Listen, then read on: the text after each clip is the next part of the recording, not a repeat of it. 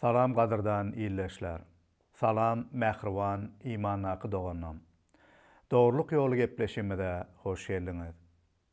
Bugünkü gepleşimizde hem mukaddes ýazgylardan öwrenmegimize dowam edip, Resul Paulusyň Rimlere hatynyň 13-nji babyndan öwrenäris. Geçen gepleşimizde biz siziň bilen İsa Mesihe iman edýänleriň häkimeti bolan gatnaşyklary barada öwrenipdik. Bu gepleşimizde biz imanly adamyň söýgüden dolu durmuşda bolmalygy barada öwrenäris. Gynansak da söýgü köp adamlar tarapyndan nädogry düşünülip, nädogry ulanylýan bir düşünjedir. Hakyky söýgüniň nämedigine düşünüp, şol hak söýgüden dolup ýaşaýan adamlar gynansak da bugünler köp däldir. Köplenç adamlar söýgü diýenne emosional bir duýgudur diýip pikir edýärler. Bir gyzyň ýa-da oglanyň bir-birine olan söýgü duýgusy ýa-da bir dostuň başga bir dostuna olan dostluk söýgüsü ýa-da enäniň çagasyna olan söýgü duýgusy diýip düşünilýär. Emma hak söýgü diňe bir duýgu bolman, insanyň bütün düşünjesini we kalbyny doldurýan bir içimizdäki bir barlygymyz, häsiýetimiz bolmaly. Hakyky söýgüden dolu bolanmyza biz ähli zadymyzy bu söýgüge esaslanyp edip bileris. Gynansak da dünýäde hakyky söýgü azalýan ýaly görünýär. Ýigrenmegi ýa-da diňe öz bähwitleri üçin ýaşamagy we şol üçin adamlary söýüp sylamagy adamlar saýlaýarlar. Netijede dawa jenjeller, bölünüşikler, göň agyrtmalar, birek-birege bolan sowukluk hasta köpelýär. Bularyň sebäbi hem adamlaryň Hudaýyň hakykatlaryny bilmeklik we olary bilip iman edip, ol hakykatlar esasyna durmuşlarynyň özgermegini islemeýändiklerindendir. İnsanlaryň çyn söýgüsiniň ýoklugy hem şeytanyň we onuň bu dünýä ýörelgeleri arkaly adamlary ağırlap, hakykatdan uzak saklamagyna ağırlanyp, boş saatlaryň izinden ylgamaklary we durmuşlaryny wagtlaýyn we özlerini çyndan bagty edip bilmejek zatlaryň aladasyna galmaklary netijesinde bolýandyr. Bu bolsa dünýäniň soňky günlere ýakynlaşýandygynyň hem alamaty bolup durýar. Beýle adamlar diňe özleriniň bähwidi üçin ýaşap, özlerini söýýän adamlardyr. Beýle adamlaryň we beýle häsiýetli işleriň köpelmegi barada bize duýduruş edip, Resul Paulus 2-nji Timoteýe ýazýan hatynda hem şeýle diýär. Ey oglum, ahyrky günlerde elhenç pursatlaryň boljakdygyny bilip goý. Adamlar diňe özüni söýýän, pula gyzan, öwnjeň, tekebbir, Hudaýa dil ýetirýän, ata enesine boyun egmeýän, gadyr bilmez, adamlary sylamaýan, doň ýürek, geçirimlilik etmeýän, myjabatçy, özüne erk edip bilmeýän, zalim, ýagşylygy ýigrenýän, haýyn, göçkünli, goppansy bolup, keyp sapany Hudaýdan köp söýýärler. Belki de siz hem bu ayatlarda beýan edilen häsiýetli adamlaryň daş töwereňizde köpelýänine ünüs berensiňiz. Dünýä we dünýädäki adamlar näçe erwet bolsalar da, biz İsa Mesihe iman edenler kalbymyzda Rabbiň söýgüsinden dolup, bu söýgümiz bilen dünýäde nur saçmagymyzy dowam etmeleriz. Çünki tümlükde nur kimin söýgümiz arkaly parlamak üçin Rab Hudaý bizi bu dünýäden saýlap seçip aldy. Merhemeti we söýgüsi arkaly bizi İsa Mesihde günälerimiziň utancyndan, güýjünden halas etdi. Beýle häsiýetlere eýe bolan kalbymyzy İsa Mesihiň döken gany arkaly tämirläp, söýgüsünden we merhemetinden Hudaý doldurdy.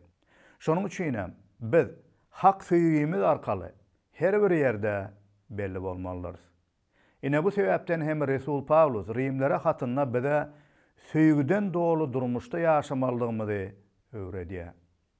Rimlere hatyn 1-nji babyndan 11-nji baby aralygyna Hudaýyň bizi günälerimizden we günäniň güýjünden we baky hökmünden halas etmek üçin bize görkeden merhemeti we söýgüsi barada gurrun edýän bolsa, 12-nji babdan 16-njy bablar içinde beýle merhemete we söýgüge eýe bolan adamyň durmuşynyň nähili, iş ýüzünde, ýagny häsiýetine we edýän işlerine özgörmeligini we bu özgörlüşüň hem Rab tarapyndan amala aşyrylýandygyny Paulus bize öwredýär.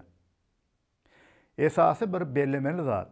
Biz günälerimizden we günäniň başymyza getiren belalaryndan we güýjünden Hudaýyň Isa Mesih'te bize aýan eden merhemeti we söýgüsi arkaly halas bolan bolsak, ona kalmydyň we häsiýetlerimiziň we edýän işlemimiziň hem bu merhemet we söýgü arkaly özgörilýändigini ýatdan çykarmaly däldiris. Biz öz güýjümiz, akylymyz ýa-da ýörelgämiz bilen Hudaýyň bizden isleýän durmuşynda ýaşap bilmez. Diňe İsa Mesihiň güýji we akyldarlygy arkaly muny edip bileriz. Eger biz Hudaýa degişli bolsak, onu hoşal edýän durmuşda ýaşamak islesek, ona Hudaýyň söýgüsinden dolup daşyp ähli edýän işlerimizi hem bu söýgü bilen berja etmeliriz. Çünki söýgü Hudaýyň özüdir. Ýagny onuň häsiýeti söýgüdir. Ine şonuň üçin ol biziň söýgüden dolu, söýýän adamlar bolmamyzy isleýär. Resul Paulus imanlaryň söýgüsinden tanalýandygyny birnäçe ayatlarda beýan edýär. Mysal üçin Rimler 12-nji babda birnäçe gedek bu çyn söýgü barada ol aýdýar. We çyn söýgüniň öz bähwili üçin hereket etmän, başgalaryň ýagşylygy, olaryň dikelip beýgelmegi üçindigini bize düşündirýär. Ýadygy bu arada şeýle diýär. Söýgüňiz iki ýüzlü bolmasyn. Yamanlygy ýigrenip, ýagşylyga ýapyşyň. Bir-biriňizi doganlyk söýgü bilen tüýs ýürekden söýün. Bir-biriňizi hormatlap, başgalary özüňizden ýokary tutun. İmanaky doganlygyňyz mätäçlik çekse, olara kömek berin, mihman söýer bolun. Özüňize azar berýänlere gargamaň, tersine olar üçin ýagşylyk diläň. Resul Paulus birege we adamlara bolan söýgüniň wajipligyny Rimlere hatynyň 13-nji babynda hem dowam edip şeýle diýär. Bir-biriňize söýgüden başga bergiňiz bolmasyn. Sebäbi yakynyny söýýän adam Musanyň kanunyny berja edýändir. Şu taýda Resul Paulus ilki bilen söýgüden başga zatda bergiňiz bolmasyn diýär. Kimdir birine bergili bolanymyzda näme gödegine gelýär? Hiç bir başga zatda bergili bolmaň diýmek hiç haçan hiç kimden qarz almazlykmy diýip öwredýär. Qarz almak günämi? Bu taýda bergili bolmazlyk barada gurrun edilýärmi? Paulus näme diýmek isleýär bu sözler arkaly? Diýen ýaly soraglar ýüze çykyp bilýär.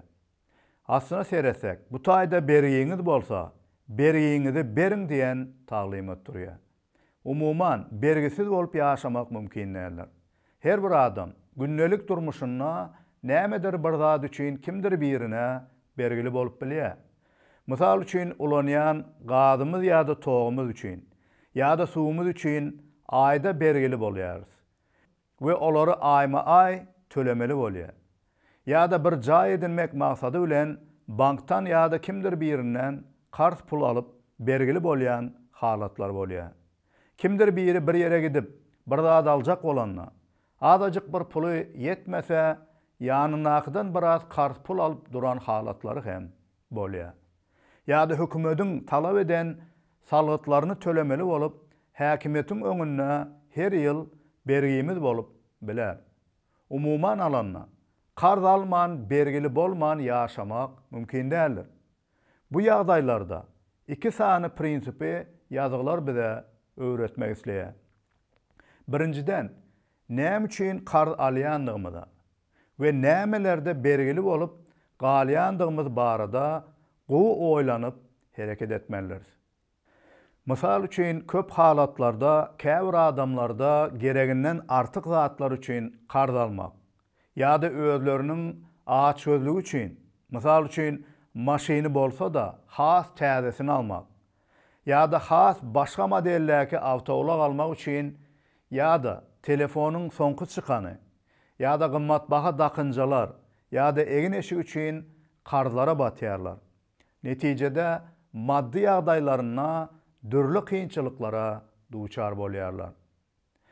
Bir ýerden bir zat üçin qarz almaly bolanmazda näme üçin sarp etjekdigimizi gowy oýlanmaly.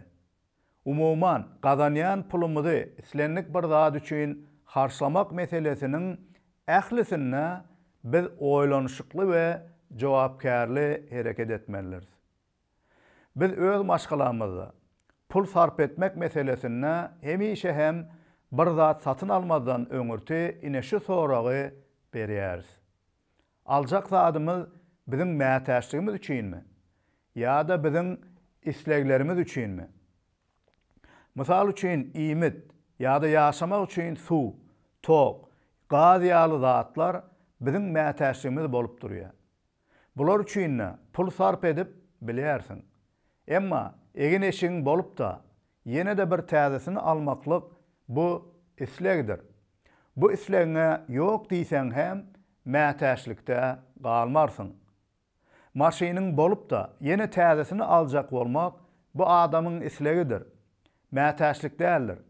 Ine şeýle jogapkärli çemeleşsek, onda gerekli bolmadyk zatlar üçin we gymmatyny ýitirjek zatlara pul harçlap, olar üçin hem bergili bolup galmadlygy başaryp bileriz. İkinci bir prinsip. Bu aýatda aýdylýar, eger bergili bolsaň, bergiňi wagtyna gaýtaryp bermek we netijede bergisiz bolmaklygy gazanmak prinsipidir. Käbir adamlar qarz alyp da wagtynda qarzyny gaýtaryp bermän dürli bahanalar edip gezýärler. Qarz alyp qarzyny gaýtarmazlyk günädir. Bu häsiýet hakyky imanlynyň we ýaşy adamyň häsiýeti däldir. Ve burada bu barada Hudaý şeýle diýär. Erwed adam qarz alyp ýzyna bermez. Dogry insan bolsa, jomart we eli açykdyr. Biz imanlar hiç bir zatda bergili bolmalydyr. Bergimiz bar bolsa, olary wagtyna tölemeliyiz. Eger birinden qarz alan bolsak, wagtyna begenç bilen ol qarzymyzy ýzyna gaýtarmaly. Eger ulanýan bir zatymyz üçin aýda bergili bolsak, aýda wagtly tölemeli. Döwlete tölenmeli salgydymyz ýa-da gümrügimiz bolsa, bulary hem begenç bilen bermeliyiz. Bu zatlaryň baryna biz bergimizi berip bergisiz bolmalydyr. Ýöne diňe bir zat bilen hemişe özümizi bergili saklamalydyr. Bu hem söýgimiz bolmalydyr. Söýgimiz tükeniksiz bolmalydyr. Sebäbi söýgi biziň barlygymyzyň esasyna bar bolan häsiýet bolmaly. Hemmelere söýgüde bergili bolmaly. Bu näme aňladýar? Söýgüden ogur alan häsiýetlerde we işlerde dowamly hereket etmegi aňladýar. Ýagşylygy ýa-da edýän islenlik bir gowlugymyzy söýgimizden ogur alyp etmeli. Söýgimiz tükenmeli däl. Söýgini dowamly berip durmalydyr. Söýgi ähli isleglerimiziň we hereketlerimiziň esasyna bolmalydyr. Mysal üçin geçen gepleşimizde Pawlusyň imanlaryň häkimetiň öňündäki borçlaryny alyp göreliň. Häkimeti hormat etmek, döwlete salgyt ýa-da gümrük tölemek biziň borcumuzdur. Emma bulary ýöne borcumuz üçin berja etmän, kalymyzdaky söýgimiz netijesinde etmeliyiz. Söýgi her bir meselede bize dogry hereket etmegi öwreder we bize güýç kuwat berer. Ine bu sebäpden Pawlus yakynyny söýýän adam Musanyň kanunlaryny berja edýändir diýip aýdýar. Eger bizde Hudaýyň söýgüsi bolsa, bu söýgüden dolup, dowamly söýgüde ýaşasak, onda adamlara yamanlyk etmeklik düşünjesi bizde bolmaýar. Paulus Musanyň kanunundaky zatlar barada şeýle diýär. Çünki zina etme, adam öldürme, ogurlyk etme, başganyň zadyna göz dikme diýen we başga buýruklaryň bary yakynyny özüňi söýüşiň ýaly söý diýen buýrukda jemlenenler. Yakynyny söýýän adam oňa yamanlyk edýän däldir. Şeýdip başgalary söýýän adam Musanyň kanununy berja edýänler. Yakyny üçin söýgüsi bolan adam başga bir aýala ýa-da erkege yaman niýet bilen onu öz jinsi hujulary üçin peýdalanmak islegi bilen seretmez we adamlara ziyan getirmez. Söýýän adam başga bir adamy nähak ýere öldürmez. Söýgüsi bar adam başga biriniň zadyny ogurlap oňa ziyan getirmez. Başgalaryň zadyna göz dikmez. Paulusyň bu taýda gürrüňini edýän söýgü sözü grek dilindäki agape sözünden terjime edilenler. Agape söýgüsü diýilenne bu dünýä mahsus bolmady. Ýagny Hudaýyň şersiz we soňsuz söýgüsü gödöňüne tutulýar. İnsanlar şertli we wagtlaýyn söýgü bilen bir-birlerini söýüp bilerler. Ýa-da diňe munasip bolan adamlary söýýärler we ýaşylyk edýärler. Emma Hudaýyň bize bolan söýgüsi biziň munasip bolmadyk we munasip bolup bilmejek, çäksiz we merhemetten doly söýgüsüdir. Ine şeýle söýgü bilen adamlary biziň hem söýmegimizi Hudaý bizden isleýär.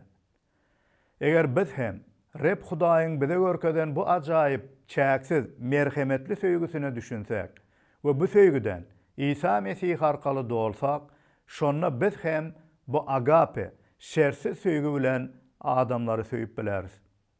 Hudaýyň bizi doldurýan söýgüsi we biziň hem başgalary söýmeli söýgümiz dünýäniň söýgüsünden we insanlaryň söýgüsünden tapawutlydyr.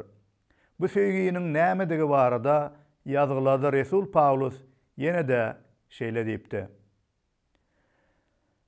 Söýgü sabırlydyr. Söýgü mähirlidir. Söýgü bahyrlyk edýän däldir. Söýgü özüni beýgeldiýän däldir. Söýgü goppamsyramaýa. Söýgü biýawraýlyk etmeýä. Söýgü öz bähwidini aramaýa. Söýgüsi bar adam gaharlanmaýa. Öýke kine saklamaýa. Söýgü yamanlyga şatlanmaýa. Ol hakykata şatlanýandyr. Söýgü hemme zada buýsanýandyr. Söýgü hemme zady bagyşlaýandyr. Elmadama inanýandyr.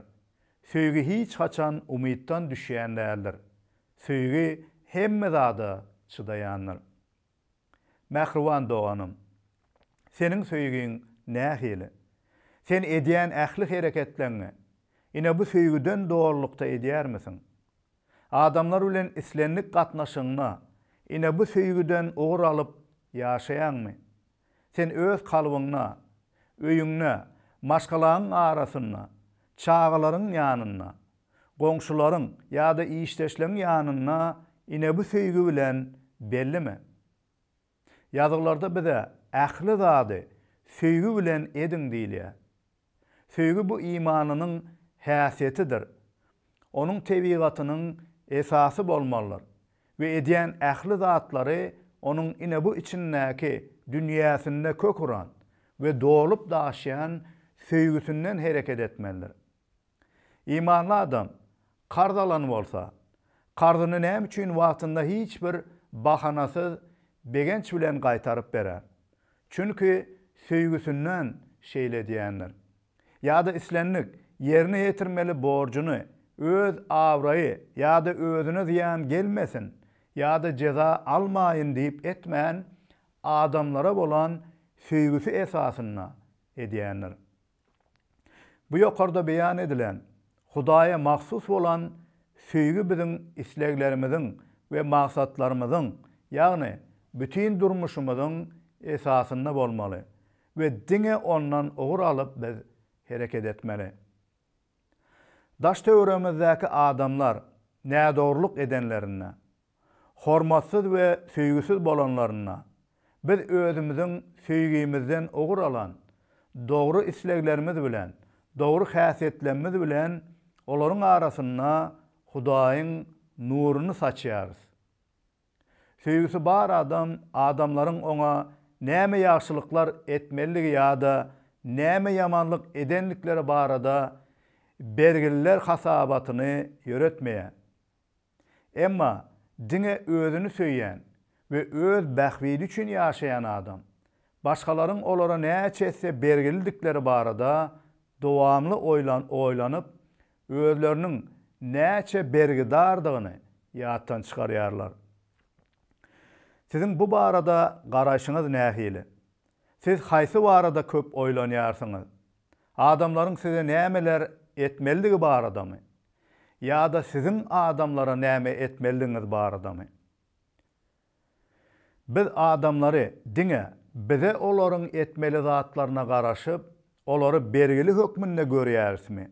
Ya-da özümizi hemişe söýgimiz bilen olara bergili kimin görýärismi? Biz Hudaýyň öňünde günälerimiz üçin bolan bergimizi, ýagny tölegimizi töläp bilmedik. Emma Hudaý şonna hem bizi söýdi.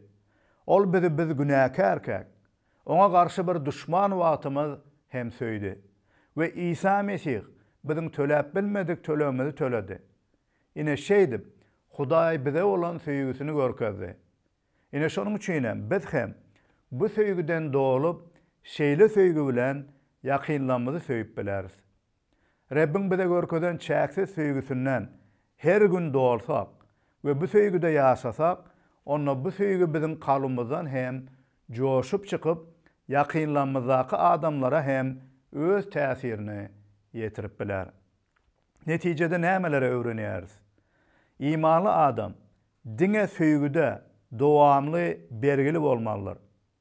Dowamly söýgü bilen ogur alyp ýaşamalydyr we ähli zadyny bu söýgü esasyna hem berja etmelidir. İkinciden Hudaýyň söýgüsinden dolup, bu Hudaýdan olan söýgü biziň durmuşymyzyň esasyna bolmaly we ähli häsiýetimiz we işlemimiz ondan ogur almalydyr. Gadyrdan illeşim. Hiç kim aslyna Hudaýyň insandan isleýän kanunlaryny öz güýjüne berja edip bilmeýär. Her bir insan Musa verilen kanunlarda günah edenler. Zina etme, oğurluk etme, yalan sözleme, adam öldürme, başkanın zadyna gözün gitmesin, ata enene hormat koy ve başka da bir näçe Hudaýyň talap eden ahlak kanunlarynyň öňünde her bir insan günählir. Mukaddes ýazgylarda günäniň tölegi ölümdir diýilýär. Günäleriň jezasy baky dowzak odudur. Baky Hudaýdan baky aýrylmakdyr. Bulardan biz öz dinimiz ýa-da düşünjämiz bilen ýa-da güýjümiz bilen halas bolup bilmäris. Kanunlary bozup, biziň her birimiz Hudaýyň düşmanlary kimin bolýar? Ýöne şonna hem Hudaý bize rehim şepagat etdi. Merhemetini we söýgüsini göklerden yer ýüzüne, özündäki iň gymmatly we şöhratly bolan baky gudratly sözüni, ýagny İsa Mesih'i yer ýüzüne iýberdi. İsa Mesih Hudaý bilen bir bolan Rabdir. Ol göklerden yer ýüzüne seni we meni günäniň jezasyndan, belalaryndan we güýjünden halas etmäge geldi we janyny mukaddes kanyny qurban berdi. Ol öldürildi, jaýlandy we soňra ýene de ölümden dirildi we göklere Hudaýdan gelen yerine baky tagyna göterildi. Ol yerden ahir zamanda bütün insanlary we halklary höküm etmäge, baky kazy we padşah hökmüne gaýdyp geler. Özüne iman edenleri Hudaýyň baky padşahlygyna alyp barar. İman etmedikleri bolsa baky cehennem oduna, şeytan ve onun erwet jynlary bilen bile höküm eder. Sen bu hökümden gutulup Hudaýyň söýgüsine ew bolmak isleýärmisin? ve bu ajaýyp söýgüden dolu durmuşda ýaşap Hudaýyň nuruny saçmak isleýär misin? Onda şu wagtyň özünde günälerine towba et we İsa Mesihiň halaskär we Rebdigine iman et. Ve onuň seniň üçin görkeden ajaýyp söýgüsine, gurbanlygyna we merhemetine şükür et. Oňa durmuşyňy bagş et we özüniň söýgüsünden seni hem doldurmagyny dilek edip sonra. Mähriban iman haky dogandan. Biz hem her gün Rabbiň bize görkeden ajaýyp, çäksiz, giň, çuňur, ummasyz söýgüsünden dolup oňa şükürler edeliň.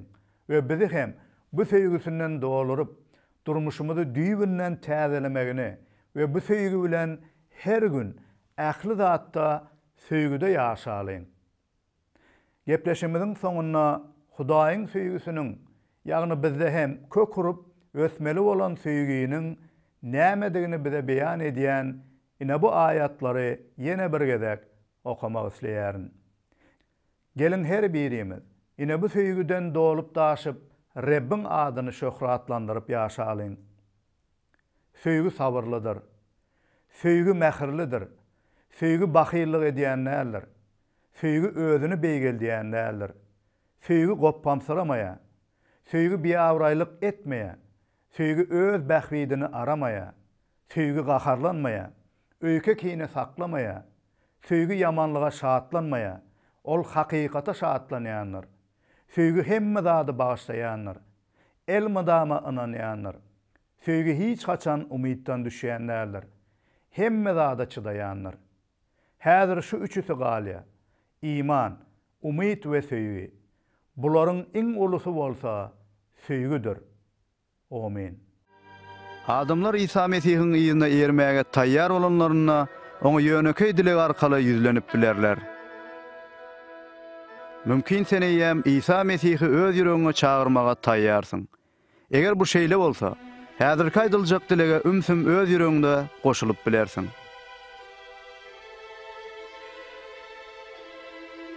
Rabbim İsa, men sana mätäç. Meniň günälerim üçin haçta janyň gurban edeniňe men minnetdar. Men öz günälerimi boyun alýan we towba edýän. Men öz durmuşumyň gapysyny açyp, seni öz halaskärim we Rabbim hökmüne kabul edýärin.